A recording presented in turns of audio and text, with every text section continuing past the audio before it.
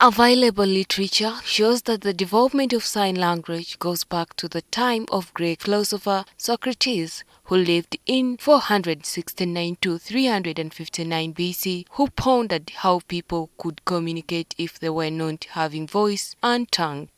In 1960s, linguistics began to consider sign language as a mode of communication separate from spoken language. The development of Uganda Sign Language can be traced back from 1950s when deaf children and their family members used home signs and gestures to communicate with the hearing people in their community. In 1973, the Uganda National Association for the Deaf was founded as a charity organization to unite people with hearing impairment.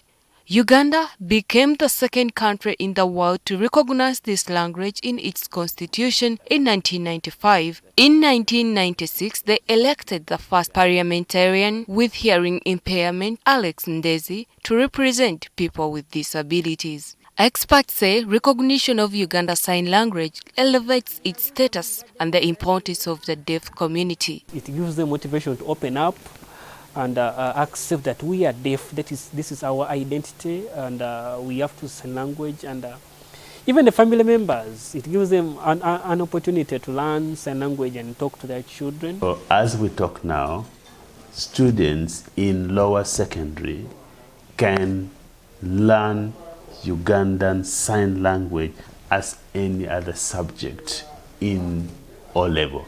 So that is really, really important. However, experts say there are still a lot of gaps in how they are cared for in different sectors. For instance, the performance of deaf learners in the national examinations at all education levels leaves a lot to desire compared to that of their able-bodied counterparts. For example, last year's Uganda Certificate of Education results as released by the Uganda National Examination Board, 57.7% of deaf candidates obtained Division 4 and 25.4% failed completely.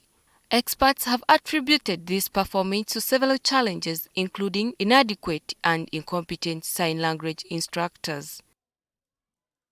People who are deaf are taught in a certain language, in sign language, and hearing loss affects the way in which they write the English language.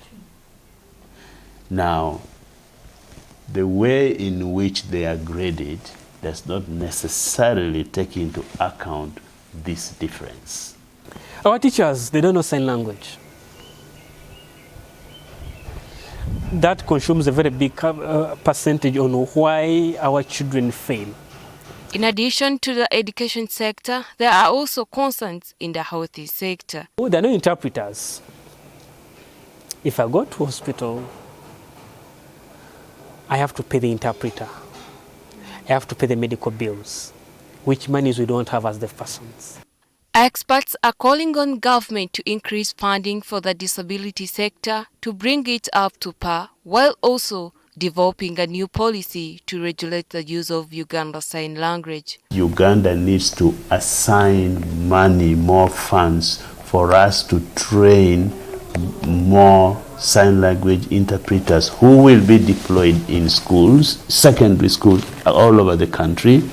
We also need sign language interpreters in health facilities. Many are using that as a of making money out of it. So we need regulations and a board, national board, to regulate and protect the natural Ugandan Sign Language. The Minister of Education and Sports has indicated that it is working on a policy to address some of the pertinent issues in order to increase on inclusive education. The ministry is working on a policy to ensure that we have inclusive education in Uganda.